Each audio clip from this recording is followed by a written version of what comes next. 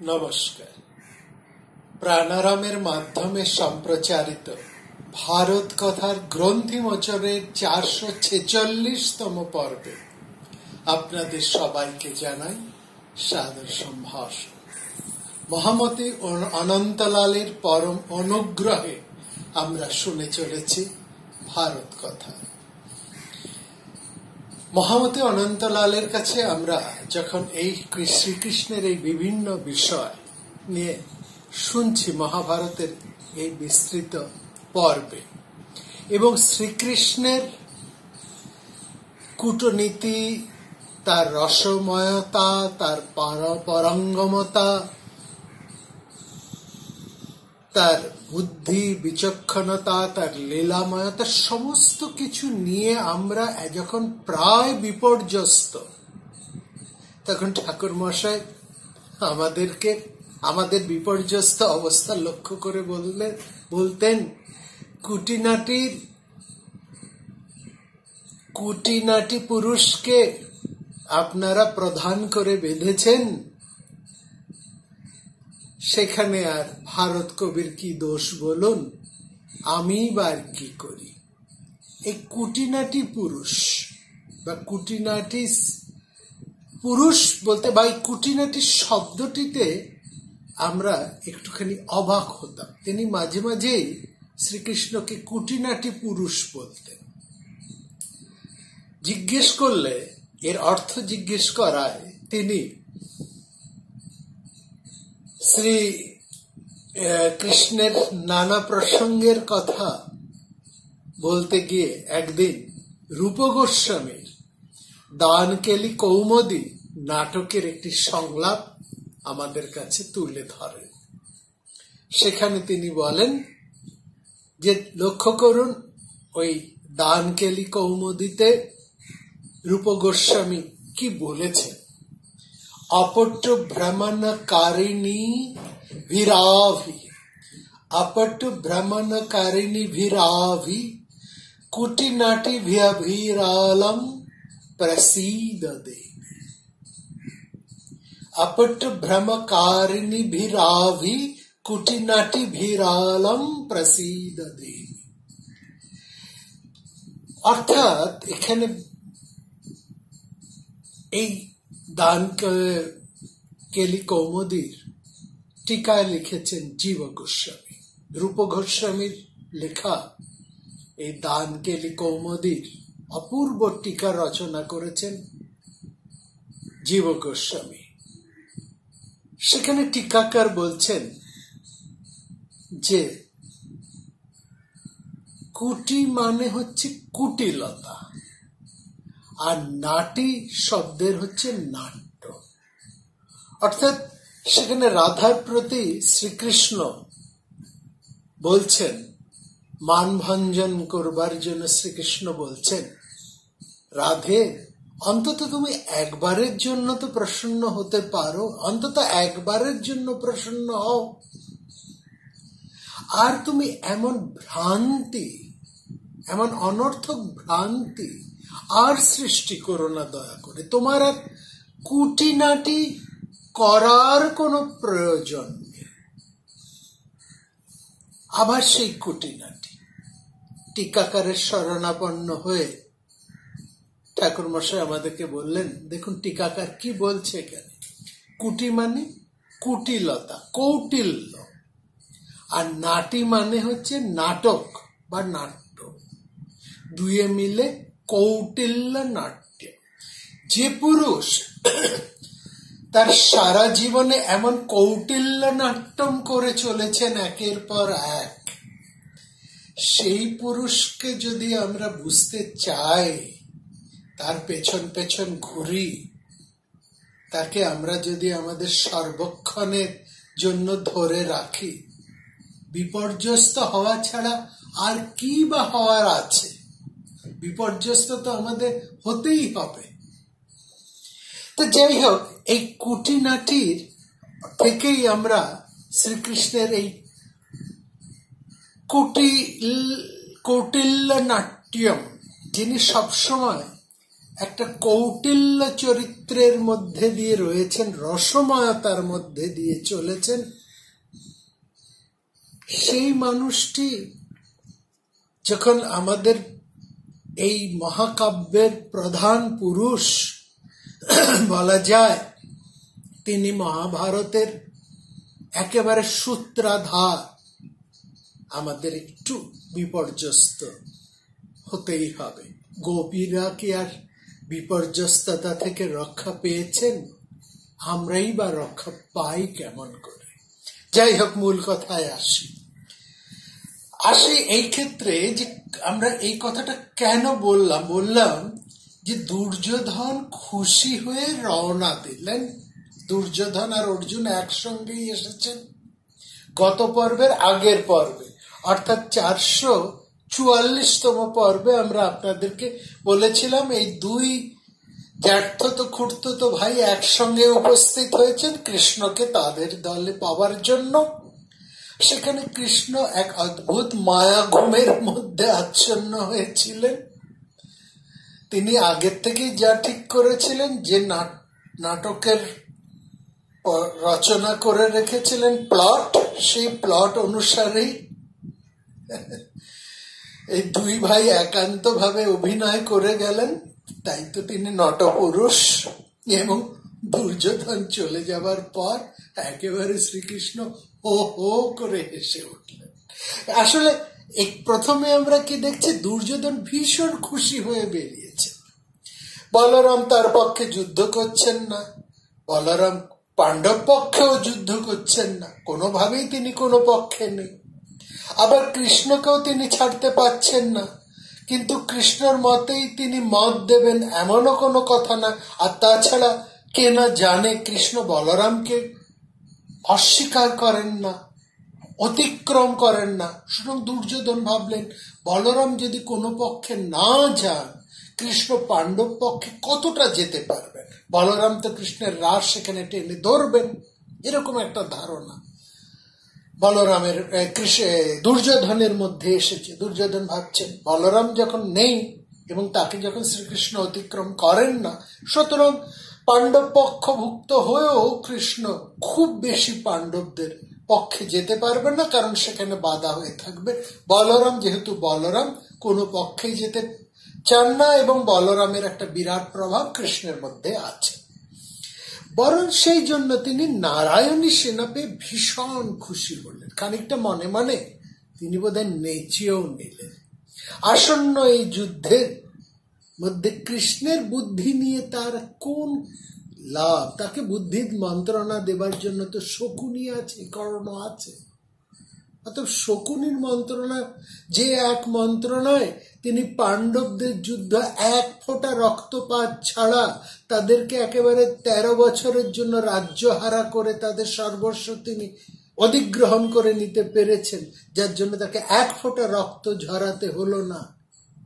সেই গতিহীন, শক্তিহীন, দুর্দশাগ্রস্ত পাণ্ডবদেরকে আর এত গুরুত্ব দেবার কি বা আছে? দুর্যোধন তার বুদ্ধিতে যা বুঝেছে সে বুঝিতে তিনি খুব খুশি। এবং তারপরে আমরা কি দেখলাম? দুর্যোধন বৃষ্ণি গোষ্ঠীর লোক। দুর্যোধন হিসেব করে দেখলেন বলরাম হচ্ছেন বৃষ্ণি গোষ্ঠীর লোক। মথুরা দ্বারকার প্রশাসনের মধ্যে বৃষ্ণি গোষ্ঠীর একটা বিরাট প্রভাব আছে, এবং সংঘমুখ্যদের মধ্যে বৃষ্ণি গোষ্ঠীরাই হচ্ছে সবচাইতে বেশি, তারাই বেশি ক্ষমতা ধরেন সর্বার্থে। এবার তিনি বলরামের ঘর থেকে বেরিয়ে দুর্যোধন প্রবেশ করলেন কৃতবর্মার ঘরে। সেই কৃতবর্মা যার কথা আমরা সত্যভামা পর্বে আপনাদেরকে বলেছিলাম। এই সত্যভামার কারণে কৃতবর্মার এবং সত্যধন্যা, এরা দুই ভাই, এবং অক্রূরের একটা বিবাদ সৃষ্টি হয়েছিল। সত্যধন্যা কৃষ্ণের স্ত্রী সত্যভামার প্রতি দুর্বল ছিলেন, এবং তিনি সত্যভামার পিতা সত্রাজিৎকে হত্যা করেছিলেন, ফলে সত্যধন্যা কৃষ্ণের হাতে মারা পড়ে। এসব কথা তো আমরা সবিস্তারে আপনাদেরকে বলেছি। এই ঘটনার প্রেক্ষিতে এবং ভাইয়ের মৃত্যুর কারণে কৃষ্ণের বুদ্ধির কাছে, কৃষ্ণের ক্ষমতার কাছে কৃতবর্মা নতি স্বীকার করলেও মনে মনে তিনি কিন্তু প্রচন্ড কৃষ্ণ বিদ্বেষী ছিলেন, অক্রূরের মতনই। অক্রূর এক সময় কৃষ্ণের ভীষণ পক্ষভক্ত ছিলেন, একেবারে কৃষ্ণের গোষ্ঠী ছিলেন, কৃষ্ণের প্রচন্ড অনুগত ছিলেন, কিন্তু ওই সামন্তক এবং সত্যভামার কারণে অক্রূর কৃষ্ণের এখন বিরাট শত্রু, কৃতবর্মাও তাই। দুর্যোধন যখন কৃতবর্মার ঘরে উপস্থিত হলেন এবং যুদ্ধের ব্যাপারে যখন তার সমর্থন চাইলেন, নির্দ্বিধায় কৃতবর্মা তার 1 অক্ষৌহিণী সৈন্য দুর্যোধনকে দিয়ে দেন এবং বলেন যে এখন কিছু তিনি যোগ দেবার কথা সেইভাবে সরাসরি বললেন না, তিনি তার 1 অক্ষৌহিণী সৈন্য কিন্তু তৎক্ষণাৎ দুর্যোধনকে দিয়ে দেন এবং একটা ইঙ্গিত দেন যদি ভবিষ্যতে প্রয়োজন হয় তাহলে কৃতবর্মা দুর্যোধনের পক্ষে যুদ্ধে যোগ দেন। দুর্যোধন চলে যাওয়ার পরেই আমরা যে জিনিসটা লক্ষ্য করেছি, শ্রীকৃষ্ণ প্রচন্ড হেসে উঠেছে এবং হেসে উঠে তিনি নিজেকে একটু সম্বরণ করে তিনি অর্জুনকে জিজ্ঞেস করলেন, আচ্ছা অর্জুন, একটা কথা আমাকে বলো তো, আমি একটা জিনিস বুঝতে পারছি না, আমি তো যুদ্ধ করব না, অস্ত্র ধারণও করব না, তাহলে তুমি আমার ওই ভয়ঙ্কর নারায়ণী সেনাকে না নিয়ে নিরস্ত্র কৃষ্ণকে কেন গ্রহণ করলে? কেন তাকে নিলে? কেন তুমি নিরস্ত্র সৈন্যহীন কৃষ্ণকে তুমি বরণ করলে? বলো তো, তুমি কেন আমাকে বেছে নিলে? অর্জুন বললেন, কৃষ্ণ, তুমি একাই যদি আমাদের পক্ষে থাকো আর যদি কেউ না থাকে, তাহলেও তুমি আমাদের প্রতিপক্ষকে তোমার কূটনৈপুণ্যে, তোমার বুদ্ধিতে একক প্রচেষ্টাই যে শেষ করে দিতে পারো, সেটা আমাদের থেকে ভালো আর কেউ জানে না। শত্রু নিধনের জন্য তোমাকে পক্ষে পাওয়াটা বড় কথা নয়, কারণ সে কাজটা আমি নিজে পারবো। নিহন্তনম আহমপেক্ষা সমর্থ পুরুষব্য, শত্রুকে আমি একলাই নিহত করতে পারি, মারতে পারি, কিন্তু তোমাকে আমি কেন চাইছি জানো? কেন আমরা তোমাকে চাইছি? কারণ তোমার যশের জন্য, তোমার বুদ্ধির জন্য, তোমার রাজনীতি প্রজ্ঞার জন্য, তোমার সমাজনীতি জ্ঞানের জন্য, তোমার ন্যায়নীতি বল এবং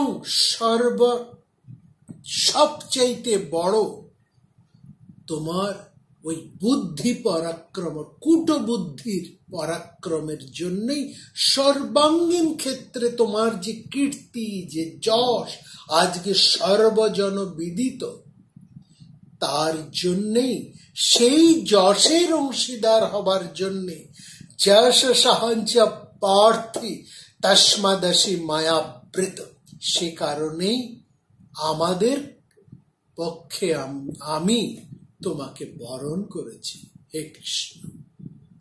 একজন বড় মানুষকে নিজের পরিসরে, নিজেদের পক্ষে, নিজেদের বৃত্তে পাওয়ার এই যে ভাষা, এই যে অনুরাগ, এই যে আবেগ, এটা যে কত বড় একটা বিষয়, এবং এটা পেতে গেলে যে পক্ষ চাইছে সেই পক্ষেরও রাজনৈতিক জ্ঞান, বুদ্ধি মাত্রা যে কতটা উন্নত তার প্রতিপক্ষের চেয়ে, সেটাও কিন্তু বোঝায়। কৃষ্ণ তো ঠিক, কৃষ্ণ তো বিরাট পুরুষ, আমরা তো বারবার বলে এসছি, তার প্রমাণ পেয়েছি। তার মতন বিরাট পুরুষ, তার মতন বুদ্ধিমান, যশস্বী, কূটনৈতিক পুরুষ সেই সময় আর কেউ নেই। এটা তো ঠিক, এটা তো আমরা জানি। কিন্তু শ্রীকৃষ্ণ নিরস্ত্র, শ্রীকৃষ্ণ অন্যদিকে দুর্ধর্ষ, ভয়ঙ্কর হতে ভয়ঙ্করতম নারায়ণী সেনা। এই দুয়ের মধ্যে যেই পক্ষ অস্ত্রহীন, সৈন্যহীন, কেবলমাত্র মানুষ শ্রীকৃষ্ণকে বরণ করছে, সেই পক্ষের প্রতিভাটুকু কিন্তু বিশেষ করে বিচার করে দেখার মতো। সকাল সময় একজন মানুষ যিনি পরম বিশিষ্ট, তাকে স্বরূপে চেনা এবং তার উপর সর্বান্তকরণে বিশ্বাস রাখা, আস্থা রাখা, এটা যে কত বড় সেটা আমাদের বুঝতে হবে, উপলব্ধি করতে হবে। এখানেই বলা হয় যে মহাভারতে সেখানে বলছে যে একজন বিরাট পুরুষ যিনি ঈশ্বরত্বের মহিমায় প্রতিষ্ঠিত, সেই ঈশ্বরের উপর নিঃশর্ত আস্থা, নিঃসংশয় আস্থা, নিঃসংশয় নিরলস আস্থা রাখাটা একজন প্রকৃত ভক্তের সর্বশ্রেষ্ঠ পরিচয়। এইটি হচ্ছে মহাভারতের এই জায়গাটুকুর দার্শনিক ব্যাখ্যা। অর্থাৎ অর্জুনের এই যে বুদ্ধি বা অর্জুনকে কেন্দ্র করে পাণ্ডবদের এই যে বিশিষ্টতা, তাদের এই যে আস্থা, তাদের এই নিঃশর্ত আত্মনিবেদন, একাগ্র শরণাগতি এবং নিঃসংশয় নিরলস শ্রীকৃষ্ণের উপর নির্ভরতা, এইটা বিশেষ উজ্জ্বল হতে উজ্জ্বলতর একটি মুহূর্ত এখানে সৃষ্টি হয়েছে। এবং এই দার্শনিক নান্দনিকতাকে আমাদের হৃদয় দিয়ে উপলব্ধি করতে হবে। এইরকমই যদি আমরা নিঃসংশয় আস্থা ঈশ্বরের উপর রাখতে পারি, যা একজন প্রকৃত সাধক সব সময় রাখেন, তবেই সেই পরমকে লাভ করা যায়। এবং সেখানে অর্জুন বলছেন, বহুকাল ধরে আমাদের হৃদয়ের একটি বাসনা, তুমি আমাদেরই হও, এবং তার চাইতেও আমার সবচাইতে গোপনতম বাসনা কি কৃষ্ণ জানো? তুমি কি জানো কৃষ্ণ? শ্রীকৃষ্ণ সপ্রশ্ন দৃষ্টিতে অর্জুনের দিকে তাকাতেই অর্জুন একেবারে একটু চোখ নাবিয়ে ম্লান, একটু লজ্জা জড়িত দীনভাব প্রকাশ করে বললেন, আমার চিরকালের বাসনা তুমি আমার সারথি হও, জীবন সারথি হও। আসন্ন মহাযুদ্ধে তুমি সারথ্য স্বীকার করো আমার জীবন রথে। সারতন্তু তয়া কার্যমিতি মে মানসং সদা। ভীষণ ভীষণ গুরুত্বপূর্ণ, রাজনৈতিক দৃষ্টিতে, আধ্যাত্মিক দৃষ্টিতে, এবং আমাদের প্রতিদিন যাপনের দৃষ্টিতে। সারথি এই শব্দটি ভারতীয় আধ্যাত্মিক ধারণায়, ভারতীয় সাংস্কৃতিক ধারণায়, কৃষ্টিতে একটা বিরাট অর্থবহ, অতি গভীর অর্থবহ শব্দ। সারথি মানে ড্রাইভার শুধু নয়, who is driving the car is not a Sarathi, is not only a Sarathi. Sarathi cable চ্যারিয়টকে drive করে নিয়ে যায় না, চ্যারিয়টার নন সারথি। সারথির ইংরেজি প্রতিশব্দ চ্যারিয়টার লিখে পশ্চিমী মহাভারতের অনুবাদকেরা সারথির গুরুত্বটাকে বুঝতে পারেননি এবং তাদের অনুগামী হয়ে আমাদের ভারতবর্ষের বহু বড় মানুষ এই সারথি শব্দের গূঢ়ার্থ, নিহিতার্থকে বুঝতে পারেননি বলে তারা শ্রীকৃষ্ণকেও সঠিকভাবে বুঝতে পারেননি, মহাভারতের মূল ধারণাটাকেও তারা ধরতে পারেননি, মহাকবির হৃদয়কে তারা বুঝে উঠতে পারেননি। অনুবাদে হয় না, মূলে প্রবেশ করতে হয়। মহাভারতের সমস্ত পাঠ এবং সেই সঙ্গে মহাভারতের অন্যান্য সংগ্রহের মধ্যেও আমাদেরকে নিষ্ঠার সাথে প্রবেশ করতে হয়। সারথি মানে নিয়ন্তা, নিয়ামক হচ্ছেন সারথি। একজন, শুধু ভেবে দেখুন, আপনি একটি গাড়িতে করে যাচ্ছেন, সেটি 4 চাকার গাড়ি হতে পারে, বহু চাকা বিশিষ্ট গাড়ি হতে পারে, চালাচ্ছেন একজন ড্রাইভার বা সারথি, আপনাদের ভাষায় ড্রাইভার বা সোফার। দেখুন, তার উপর কিন্তু আপনি সম্পূর্ণ আস্থা বিশ্বাস রেখেই নিশ্চিন্তে আপনি চলেছেন আপনার আনন্দ ভ্রমণে বা কোনো গুরুত্বপূর্ণ কাজে। যখন আমরা ট্রেনে করে যাই, নিশ্চিন্তে আমরা যাই, রাত্রেবেলায় ঘুমোই, ট্রেনের ঘর ঘর শব্দে, ট্রেনের তালে তালে আমাদের আনন্দ যাত্রা হয়।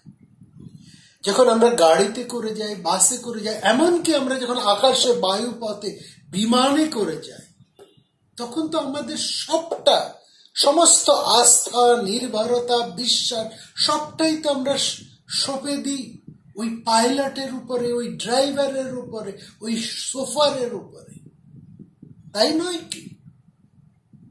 যদি আমাদের সংশয় বিন্দু মাত্র থাকে, তাহলে কি আমাদের ভ্রমণ এত নিশ্চিন্ত, এত আনন্দময় হতে পারে? যদি সাধারণ লৌকিক দৃষ্টিতে এইখানেই সারথির এতটা গুরুত্ব হয়, ড্রাইভার, সোফার, পাইলটের যদি এতটাই গুরুত্ব হয়, তাহলে যিনি জীবন রথের সারথি, তার প্রতি কি মাত্রায়, কি পরিমাণ নির্ভরতা, নিঃসংশয় বিশ্বাস রাখতে হবে, সেটা সহজে অনুমান। আধ্যাত্মিকতার পর্যায়ের ব্যাখ্যা গহনে তো আমাদের প্রবেশের কোনো প্রয়োজন নেই। এইখানে দেখুন, ভারতীয় ঐতিহ্যে আমরা এই কথা উল্লেখ করেছি বেশ কয়েকটি পর্ব আগে, যে এই সভা নিয়ে যখন আমরা আলোচনা করেছিলাম, নিশ্চয়ই আপনাদের মনে আছে, যে সেই সভায় রত্নী যারা সবার সভ্য, যাদেরকে রত্নী বলা হয়, রত্নী নামে যাদেরকে অভিহিত করা হয়, যেমন এখনকার পার্লামেন্টের সদস্যদেরকে পার্লামেন্টেরিয়ান বলা হয়, সেরকম সেই সভা, প্রাচীনকালের সভা সমিতির সভ্যদেরকে বলা হতো রত্নী। তারা রাজাকে নির্বাচন করতেন, রাজা দায়বদ্ধ থাকতেন এই রত্নীদের কাছে, এবং রত্নীদের সাহায্যেই তিনি রাষ্ট্র পরিচালনা করতেন। এই রত্নী কারা, তার যে একটা তালিকা আমরা দিয়েছি, তার মধ্যে আমরা রথকার কথাটা বলেছি। সেই সময় রথকারের ব্যাখ্যা আমি করিনি, কারণ এই আজকের এই পর্বেতে আমাদের রথকারকে নিয়ে একটু কথা বলবো বলে। রথকার বা রথ কুটুম্বী রথের পরম আত্মীয়। দেখুন, পরম আত্মীয়, রথ অর্থাৎ গাড়ি, সেই বাহন, তার যিনি আত্মীয়, তার পরম আত্মীয়, দেহের যিনি পরম আত্মীয় আত্মা, তার সাথে আমরা এই ড্রাইভার, সোফার, পাইলটের শব্দটিকে আমরা যুক্ত করছি। আত্মার সাথে আমাদের আত্মীয়তা, যার সঙ্গে আমার আত্মীয়তা তার সাথে আমার আত্মার যোগ, তাকে আমরা বলি স্বজন। স মানে আত্মা, নিজ। নিজ বলতে কোনটা? শরীর তো নয়, আত্মা। আত্মা হচ্ছে নিজ। এখানে বৈদান্তিক দর্শনের অপূর্ব অপূর্ব ব্যাখ্যা সমস্ত মহাভারতের মণিমুক্তার মতন ছড়িয়ে রয়েছে। কুড়িয়ে এনে যদি আপনাদেরকে দিতে পারতাম তাহলে খুব ভালো তো, তা কিন্তু সেটা করতে গেলে এই মুহূর্তে আমাদের পর্বের পর পর্ব চলে যাবে। অন্তত আরো 20-25টা পর্ব আলোচনা করতে হবে এই রত্নরাজি নিয়ে আলোচনা করতে। অত সময় আমরা দেব না। এমনিতে প্রায় আমরা 500 পর্বের কাছাকাছি এসে পৌঁছচ্ছি, সবে রয়েছি উদ্যোগ পর্বে, এখনো বহু পর্ব বাকি। যাই হোক, এইটুখানি আপনাদেরকে আভাস দিয়ে রাখলাম। আপনাদের মধ্যে যদি মহাভারত নিয়ে কোনো অনুরাগ সৃষ্টি হয় তাহলে অন্য কোনো সময় আপনারা নিজেরাও দেখে নিতে পারবেন, বা আমরাও কখনো আপনাদেরকে অন্য কোনো সময় সমস্ত কিছু স্বাভাবিক হলে সেই নিয়ে আলোচনা করা যেতেই পারে। এখন এইটুকু বলি, এইটুকু শুধু শুনে রাখুন, এই যে রথকুটুম্বী বা রথকার, তারা কেবলমাত্র ড্রাইভার বা রথ চালক নয়, তারা রথের পরম আত্মীয়। অর্থাৎ রথ বলতে এখানে কিন্তু রাষ্ট্রযন্ত্রকে বোঝানো হচ্ছে।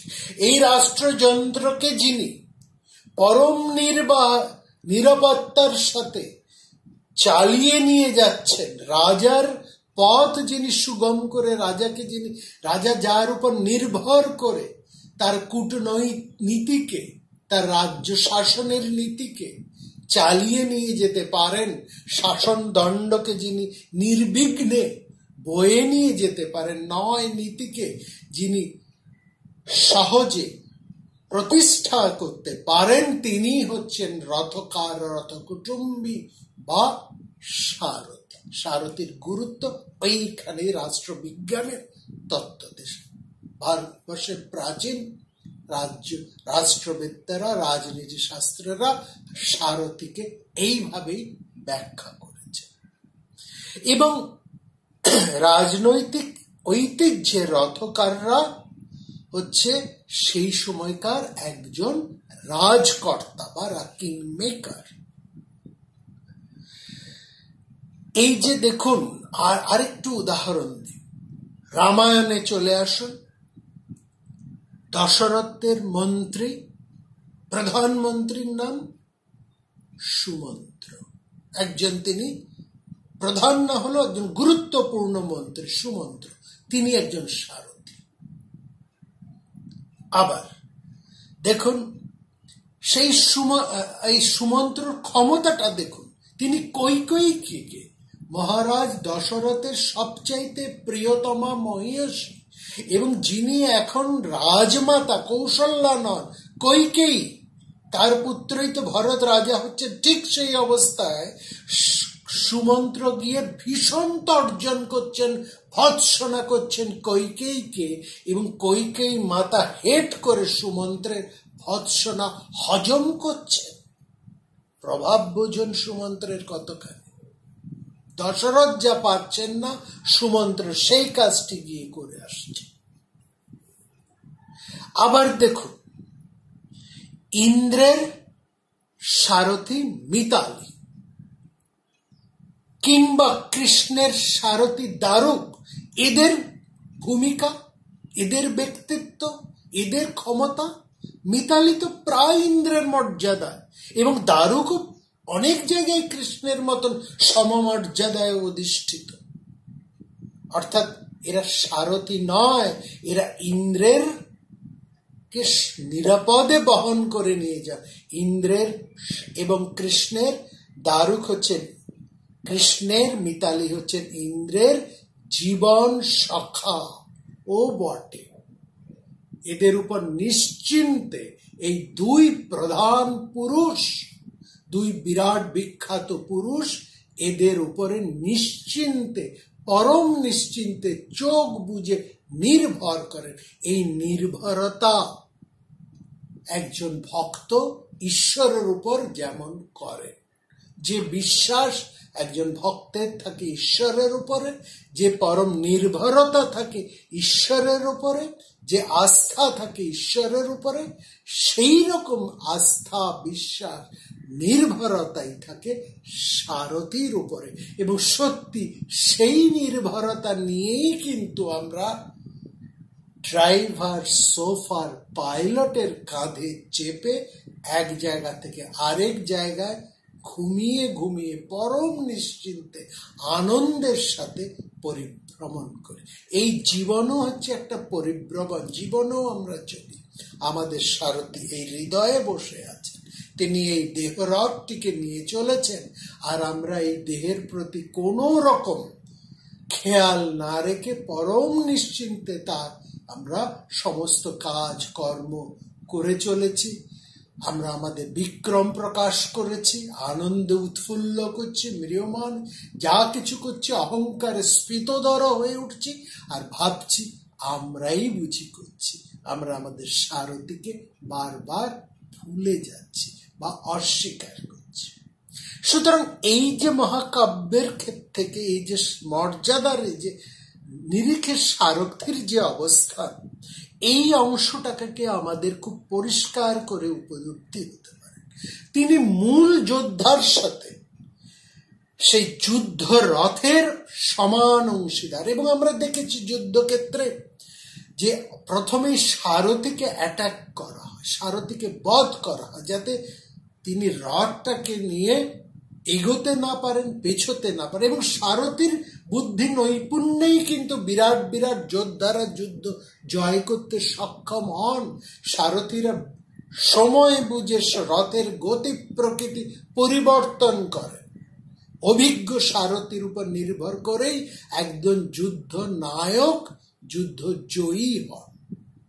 এটা যুদ্ধের বাইরের যুদ্ধের ক্ষেত্রেও, রাজনৈতিক যুদ্ধ ক্ষেত্রেও যেমন, জীবন যুদ্ধের ক্ষেত্রেও ঠিক একই রকম। সুতরাং সারথী এখানে নিজে যদি সারথী যুদ্ধ না বোঝেন, কূটনীতি না বোঝেন, প্রতিপক্ষকে তিনি যদি না বোঝেন, প্রতিপক্ষের ইঙ্গিতকে তিনি যদি ধরতে না পারেন, অস্ত্রের গতি প্রকৃতি তিনি না জানেন, অর্থাৎ সমস্ত শৈলী জ্ঞান তাকে সমানভাবে থাকতে হয় একজন যোদ্ধার মতন। একজন যে তিনি তার রথে অবস্থান করছেন, তিনি যতটা জানবেন সারথীকে তার ততটা তো জানতেই হবে। কোন বিশেষ ক্ষেত্রে তার থেকে অনেক বেশি জানতে হবে। কোন অবস্থায় এগোবেন, কোন অবস্থায় পেছোবেন, কখন গতি প্রকৃতি পরিবর্তন করবেন, কি করবেন আর কি করবেন না, এই জ্ঞানটি একজন সারথীর বিশেষ থাকা। অর্থাৎ যুদ্ধ এবং যুদ্ধ অস্ত্র একজন সারথীকে সবিশেষ জানতে হবে। শূরশ্চ কৃতবিদ্যশ্চ সারথী পরিকীর্তিতা, এই কথাটা আমাদের বিশেষ করে বুঝতে হবে। এইটা যদি আমরা উপলব্ধি করতে পারি, তাহলে আগামী মহাযুদ্ধে শ্রীকৃষ্ণের ভূমিকাটাকে আমরা বুঝতে পারব। ওখানে শ্রীকৃষ্ণকে ঈশ্বরত্বে কেন প্রতিষ্ঠা করছেন, কেন যুদ্ধের প্রাক মুহূর্তে গীতার মধ্যে আমরা প্রশ্ন করেছিলাম একটা জায়গায়, সারা মহাভারতে শ্রীকৃষ্ণকে নানা নামে সম্বোধন করে এসে ব্যাসদেব কেন হঠাৎ গীতার মধ্যে, এই ভীষ্ম পর্বের গীতার মধ্যে তিনি সরাসরি কৃষ্ণকে শ্রী ভগবান বলে উল্লেখ করছেন। তার কারণটা হচ্ছে তিনি তখন আর শুধু কেবলমাত্র কৃষ্ণ হিসেবে, তিনি দ্বারকাধীশ হিসেবে, কুরুক্ষেত্রের মূল নায়ক হিসাবে কিংবা মহাভারতের সূত্রাধার হিসেবেই কেবলমাত্র তিনি সেখানে উপস্থিত নন, তিনি একটি বিশেষ ভূমিকায় অবতীর্ণ হয়েছেন এই কুরুক্ষেত্রের মহাযুদ্ধে, এবং সেইটি হচ্ছেন তিনি অর্জুনের রথের সারথি। বলা যায় অর্জুন তথা পাণ্ডবদের জীবন সারথি।